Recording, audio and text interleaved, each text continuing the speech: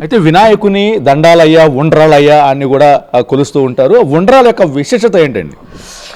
ఉండ్రాళ్ళు ఉండ్రాయి అనగా బియ్యపు పిండి. బియ్యపు పిండి శరీరానికి కావలసిన కార్బోహైడ్రేట్స్ని పెంపొందిస్తుంది. దాంట్లో బెల్లము కలుపుతారు. బెల్లము కలిసినందువల్ల ఐరను, B6, B12, థయోనిమిక్ యాసిడ్ మొదలైనవన్నీ కలుస్తాయి. కాబట్టి ఇది ఆవిరితో ఉడకబెట్టినందువల్ల దీని శక్తి నిండి నిబిడీకృతమై రెట్టింపు చెంది శరీరానికి కావలసిన పదార్థాలని సృజించి ఇస్తుంది. కాబట్టి భగవంతునికి నివేదన చేసి మన ఆత్మ సంతృప్తిని ఆత్మను సంతృప్తి చెందించి జీవితాన్ని గడపడానికి మూలాధారమైన పంచభౌతాత్మిక శరీరాన్ని పోషించడానికి అవసరమైన పదార్థాలని స్వీకరించటం కొరకై మన పెద్దలను సూచించిన ఆరోగ్యకరమైన ఒక చక్కని రాచబాటగా నేను భావిస్తున్నాను. స్వామివారికి కూడా చాలా ఇష్టంగా ఆ దోసకాయని, దోస పండును కూడా నివేదిస్తుంటారు. ఏంటి స్వామి? దోసపండు. దోసపండు చాలా ఉన్నతమైనది. B6, B12, అంతేకాకుండా లాక్టోజిన్స్, ప్యాప్సిన్స్, ఎంజైమ్స్ ఉంటాయి. ఇదేంటంటే మేమేదో తెలుగులో అడుగుతుంటే మీరు అన్ని ఇంగ్లీష్లో చెప్తున్నారంటారు. ఈనాడు అమ్మ నాన్న వదిలిపెట్టి మమ్మీ డాడీ సంస్కృతిలో ఉన్నారు. కాబట్టి కొంత ఈ ప్రజలకు అర్థం కావాలనే ఉద్దేశంతో కొంత భాగాన్ని దీన్ని ఉపయోగిస్తున్నాను. వృత్తిరీత్యా నేను వైద్యుడినై ఉన్నందువల్ల కొంత విశ్లేషణ చేయటం జరుగుతున్నది. ఏదైనా ఆహారం అనేది తీసుకుంటానికి కావాల్సిన ముఖ్యమైనవి ఈ పిండి పదార్థాలు పళ్ళ చిగుర్లలోనూ పళ్ళ సందులలోనూ చేరి దానిని బయటికి లాక్కొస్తుంది. అందువలన బ్యాక్టీరియా కూడా తగ్గుతుందని అంటారండి. పళ్ళు శుభ్రం కావటమే కాకుండా ఈ దోస పండు నుంచి ప్యాప్సిన్స్ అంటే విరోచనకారులు సుఖ విరోచనం అవుతుంది, పొట్ట శుభ్రం అవుతుంది. పొట్ట శుభ్రమైనందువల్ల మానవుడి శరీరము, ఆరోగ్యము, ఉత్సాహము పెరుగుతుంది. ఒక వైద్యుడిగా మాత్రమే నేను ఈ విషయాన్ని చెప్తున్నాను. ఇకపోతే ఎంజైమ్స్, తీసుకున్న ఆహారాన్ని తేలిగ్గా జీర్ణం చేయగలిగేది ఎంజైమ్స్. ఈ ఎంజైమ్స్ కూడా దోసపండులో ఎక్కువ ఉంటాయి. కాబట్టి ఆరోగ్య శాస్త్రరీత్యా ఇది భగవంతుడికి నివేదన చేసి తీసుకోమనమని మన పెద్దలు మనకి ఒక సూచన చేశారనే నేను అనుకుంటున్నాను. ఏది చేసినా మన పెద్దలు మన క్షేమము, ఆరోగ్యము, ఐశ్వర్యము, అభివృద్ధి కాంక్షించి మాత్రమే చేశారు. కానీ వాళ్ళ స్వలాభానికి ఏ కొంచెమో ఆలోచన లేని మహానుభావులు వాళ్ళు. కాబట్టి వారిని ఎప్పుడూ శతధా సహస్రధా వారికి మన పెద్దలకు శిరస్సు ఉంచి నమస్కరించాల్సిందే, వారికి విధేయులుగా ఉండాల్సిందే అని నేను అనుకుంటున్నాను.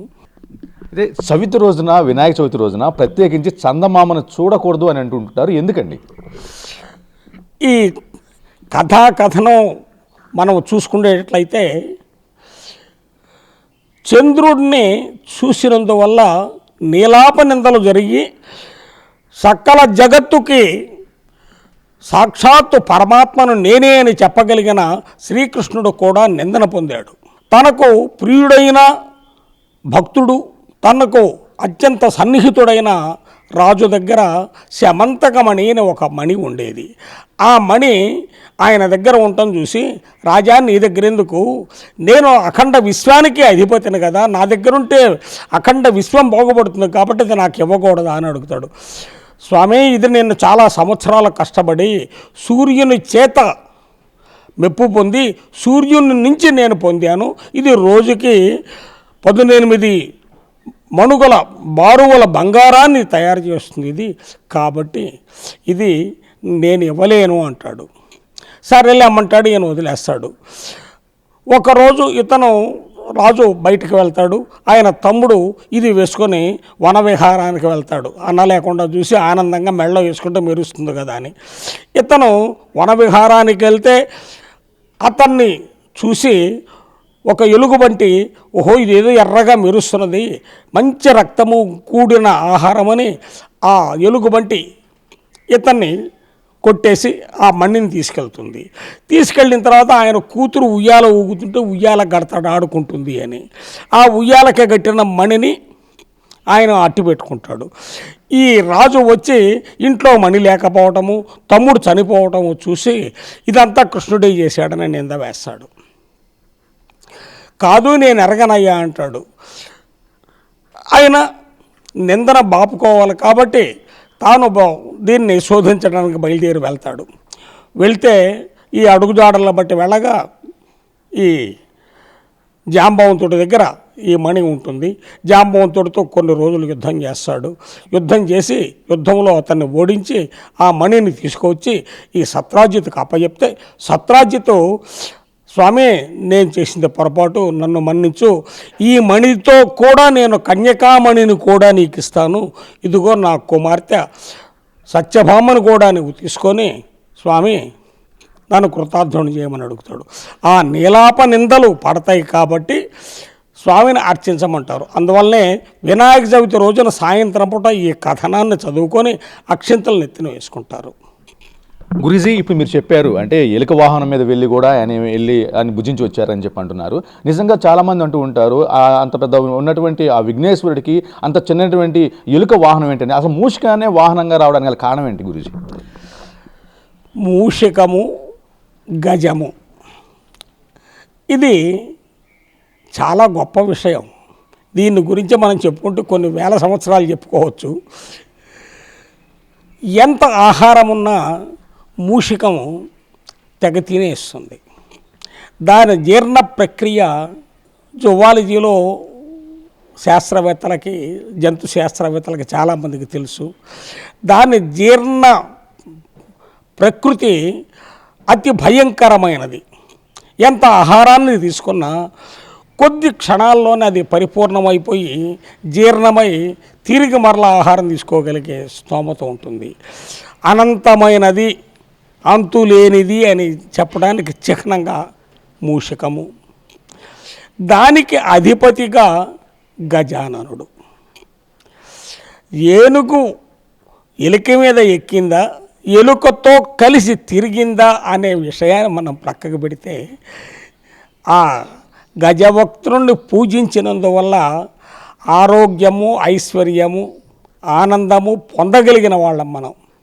కాబట్టి ఆరోగ్య శాస్త్రరీత్యా వేదాలు, ధర్మాలు, సాంప్రదాయాలు జీవులకు చాలా సంవత్సరాలు, శతమానం భవతి అని 100 సంవత్సరాలు సంతోషంగా ఆరోగ్యంగా జీవించాలనే కోరికతో మన పూర్వీకులు పెట్టిన ఆయువు, ఆరోగ్యము పెంపొందించే ఈ సాంప్రదాయం చాలా గొప్పదనే ఉద్దేశంతో ఈ గణేష పూజని వైద్యులుగా మేము కూడా అంగీకరిస్తాం, తప్పనిసరిగా శిరసావహిస్తాం. అంతర్యం ఇదే. అనంతమైన జీర్ణశక్తి కలిగిన జీవి. అంతేకాకుండా జీవులు బ్రతకడానికి ఆహారము చాలా ముఖ్యం. ఆహారాన్ని స్వీకరించి బ్రతికేదే కాకుండా అవసరమైనప్పుడు ఆహారాన్ని ఇవ్వగలిగింది కూడా మూషికమే. కాబట్టి మూషికానికి అధిపతిగా గణేశుని ఉంచారు. గురూజీ, అంటే గతంలో చూసుకుంటే ఆ వినాయక చవితి మండపాల వద్ద ఉండే నిర్వహణ కానీ చేసేటటువంటి పూజా కార్యక్రమాలు వేరుగా ఉన్నాయి. ఇప్పుడు చూసుకుంటే మన సోషల్ మీడియాలో కూడా గమనిస్తుంటే కూడా ఉదయం పూట 10 గంటలకి ఇలా పూజ చేస్తున్నారు, మధ్యాహ్నం పూట 2 గంటలకి ఈ విధంగా ఉంటుంది, సాయంత్రం 6 అయ్యేసరికి ఈ విధంగా పాటలు పెడుతున్నారు, 10 గంటలకి ఈ విధంగా నృత్యాలు చేస్తున్నారు అని ఒక ప్రచారం కూడా జరుగుతుంది. ఇది ఎంతవరకు సబబు అంటారు? అసలు సనాతన సాంప్రదాయానికి అనుగుణంగా జీవించే నాబోటి వాళ్ళు జీర్ణం చేసుకోగలిగే షట్కాలార్చన అనే విధానం ఒకటి ఉంది. 6 కాలాల్లో పూజించాలి. ఒక రోజున 6 భాగాలు చేసుకోవాలా. 6 భాగాల్లో 6 సార్లుగా స్వామిని అర్చించుకోవాలి. అది జీవులు చేయవలసిన పని అని మనకి ఒక సామెత ఉంది.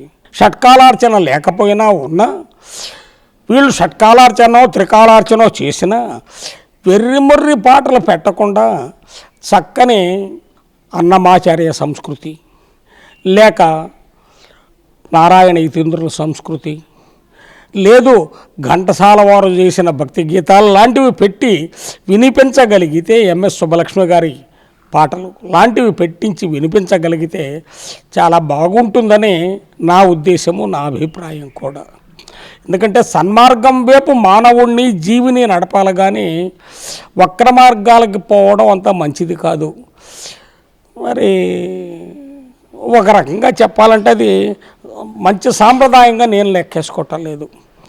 కొంచెం అది రాబోయే తరము, ప్రస్తుతం నడుస్తున్న తరము ఇది గమనించి మా ఎడల ప్రేమతో సాదరంగా ఆహ్వానిస్తారని ఆశతో ఎదురు చూస్తున్న బడుగు ఆశాజీవులం మేము.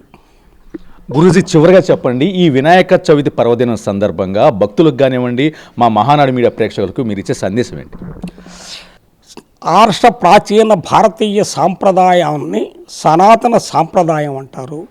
ఈ సనాతన సాంప్రదాయాన్ని మీ తాతలు, తండ్రులు, వారి పెద్దలు ఆచరిస్తూ ఈరోజు వరకు తీసుకొచ్చారు. ప్రపంచ దేశాలలో తలమానికంగా ఉన్న ఈ భారతావనికి గౌరవాన్ని చేకూర్చే విధంగా ఈ తరము, రాబోయే తరము ఉండాలని వెకిలి వేషాలు వేసి ప్రపంచ దేశాల్లో తల వంచుకుండే పరిస్థితి తీసుకురావద్దని శతధ సహస్రధ నమస్కరిస్తూ విన్నవించుకుంటున్నాం. దయచేసి సన్మార్గంలో ప్రవర్తించండి, సాంప్రదాయాన్ని చక్కగా పాటించండి, అఖండ విశ్వానికి సుఖాన్ని చేకూర్చండి. స్వస్తి శుభం భూయాత్.